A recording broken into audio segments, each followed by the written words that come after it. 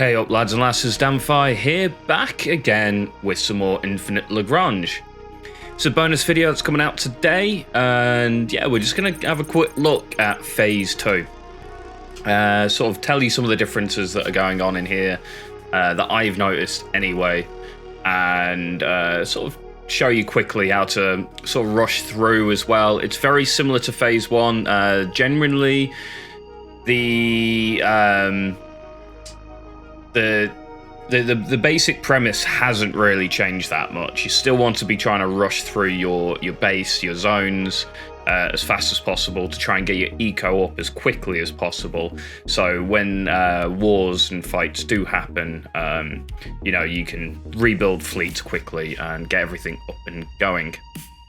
Something to quickly note though, as you may notice on my screen right now, is there is a lot of pirates. I'm not sure if this is the area that I decided to park up in, or it's something to do with it being Phase 2, because I have never seen this many pirate bases in like small areas in Phase 1 at all. I mean, there's what, 4, 7, 8, 9, 10. This one here was one I killed that. So there's 11 pirate bases within this small vicinity, and they are, as you can see, they're just sending fleet everywhere pretty constantly. It does feel like the pirates within the game are considerably more aggressive. Even over here, this small area, there's another what, 4, 7. There's a couple dotted around here, I believe. So yeah, it does feel that there's definitely more aggression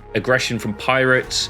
I've noticed that the outposts seem to be of a slightly higher level. I've not found a single level 1 outpost at all. I have been looking around, but they've all been, you know, level 2 and up. This level 3 trading base. So I only ever saw level 2 trading bases in the last game in Phase 1. It's level 2 though, so they do exist. The one I killed was level 2 actually, but yeah, so I'm not sure if that is because it is Phase 2 or not, but I have noticed an increase in the amount of pirates that have been dotted about. Other than that, if we go into our base, someone mentioned this in the comments, saying that they had longer build times.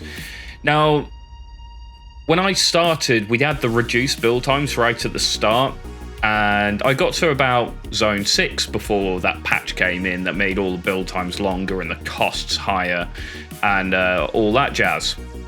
So I actually don't think the build times have changed. I'm in Zone 7 at the moment. These resource ports and military ports are taking about 8 hours, 8.5 for the level 2 one that's on its way at the moment, which means we're going to start seeing 12s to 20 within Zone 8 and the 20-hour plus in Zone 9, which is about right. So nothing's really changed there, which is a good thing, because I think some of these are borderline getting on a little bit too long.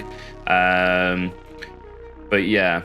Something also to note is when you're going into Phase 2, you got to be aware that you're now joining a group of guys from other servers. And, you know, some of these guys would have won the other servers. So it stands to reason that there are going to be some strong unions for you to play with. As you can see here, Babylon, the guys that I'm with, it translates to Babylon. I have no idea how you actually say that. If someone wants me to try and pronounce that, write in the comments and I'll give it a go next video. But yeah, as you can see, Radina and stuff, they're all up there on the prosperity. There is obviously some stragglers about, but for the most part, It's definitely feels a lot more aggressive. Within the first few days, I had mining fleets hit.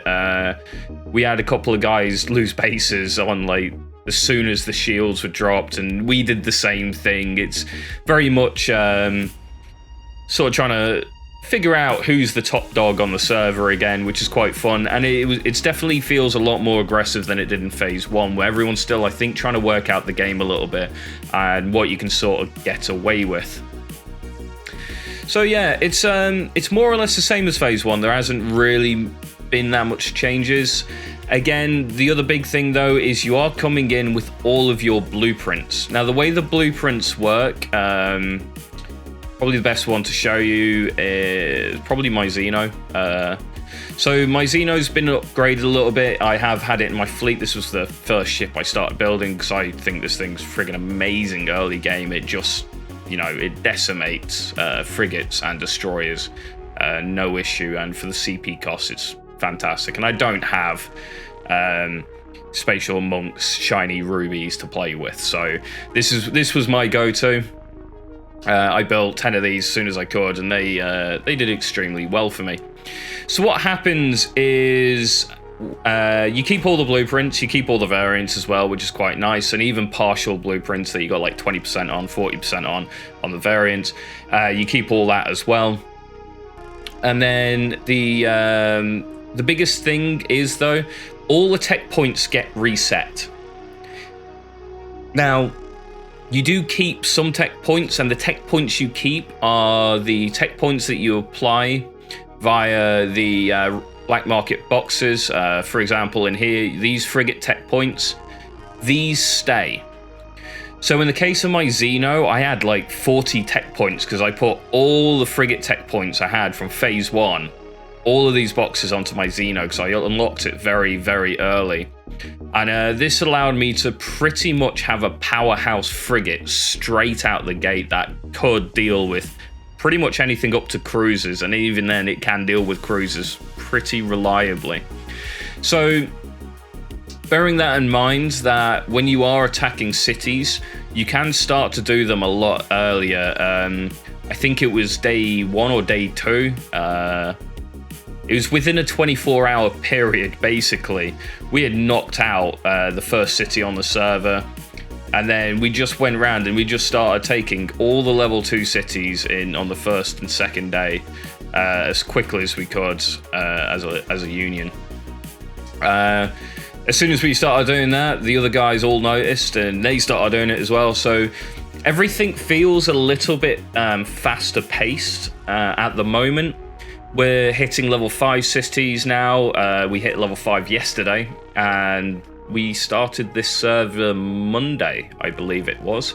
So yeah, within a week, because we have these blueprints, because they're already to an extent powered up from the tech points from the boxes, you can definitely see a more aggressive stance coming from all of the unions on the server. Everyone's hitting these level 2s like second day in. Everyone's hitting level 5s 5 days in, 6 days in. So yeah, definitely be aware of that. If you are in one of the stronger unions, start trying to grab your territory sooner rather than later if you have the ability to, especially if you can organize your guys to be able to do it. Day 1, a lot of players were on destroyers already, so there was destroyers hitting that city on in absolutely no time. Right, so back to the base quick and construction. Just wanted to note something quick. This hasn't changed from my last video. It is still basically grab exactly what you need first to get your next zone. Start the zone upgrade, and then while the zone upgrade is going, come back and say upgrade your frigate docks, upgrade your utility ship dockyards. Again, same for zone 2s, 3, all the way up to 9. Just try and rush out the zones and get yourself into the battle cruisers and carriers sooner rather than later. Because no doubt somebody else on the server is planning to do that exact same thing, and you do not want to be fighting, you know, a player that's got battle cruisers or carriers out when you can only just maybe build some cruisers or something like that. Also to note, this is the better way to do it anyway, because this is going to get you into the higher level mining command centers to get your advanced platforms out for increased mining yield. You're going to have your larger utility ships as well, which are increased yield, more resource ports, which is further more mining ships, increased yield. So yeah, definitely be aware of that it hasn't really changed from the last video where I suggested this is what you do. This is still what you do, and stuff like that. Some other notes, there is new ships within Phase 2 that you can pick up. I will show you them very quickly. I will be doing a ranking video when I get a bit more info on them. I don't have any of them myself, so I've been unable to test. So what happens at the very start is there's some special new boxes. They have a chance of giving you some of these new ships. They're on a timer. I think it's 120 hours or something like that.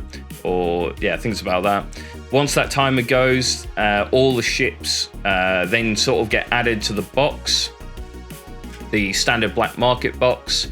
So yeah, it's it works. It is sort of on a sort of pay to, you know, advantage scale, but I opened all those boxes up. There's 10 in total, and I didn't get a single one of the new ships.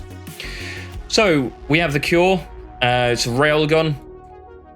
It looks pretty cool. This looks very Star Wars to me, which is pretty cool. As an integrated railgun, it's got railgun turrets, which are quite nice. 60 damage, fires 3 shots at 6-second intervals. It primarily attacks bigger ships, and it has a big bow-mounted railgun. It's kind of like a winged hussar, but instead you're getting railguns instead of the missile system.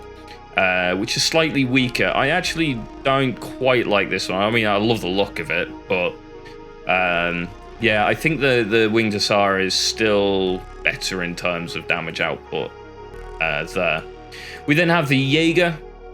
This has aircraft loading. It can take 4 corvettes, which I believe at cruiser rank is the most corvettes any of the ships can take. So this will more or less probably become the better of the carriers at cruiser level for corvettes if you are looking to take corvettes in with you. So yeah, it's a pretty good ship. It definitely fills a role. Not sure on the variants for these yet, but once I have those, I will update the ranking so you guys get to see all of those. I believe that's it. Just 2 new ships.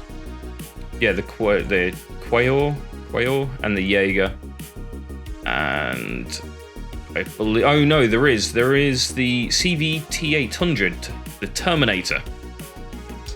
So this is similar to the Nebula Chaser Pulse variant. It has a very similar damage output, 3-second attack interval, 120 damage per hit, energy-based weapon.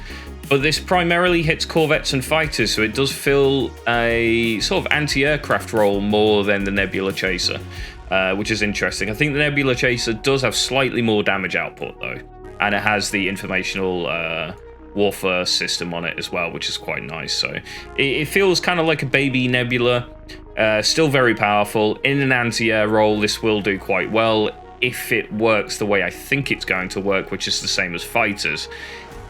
If it still works on the fact that, you know, things have to attack it for it to attack them aircraft-wise, it's nowhere near as useful. So yeah, that's about it for Phase 2 that I can currently say. Again, I've been playing in Phase 2 now for about a week or so. Again, the most notable thing to me is just the sheer amount of pirates. We did notice things like level 7, level 8 pirates were spawning earlier as well, and sitting on resources a bit quicker.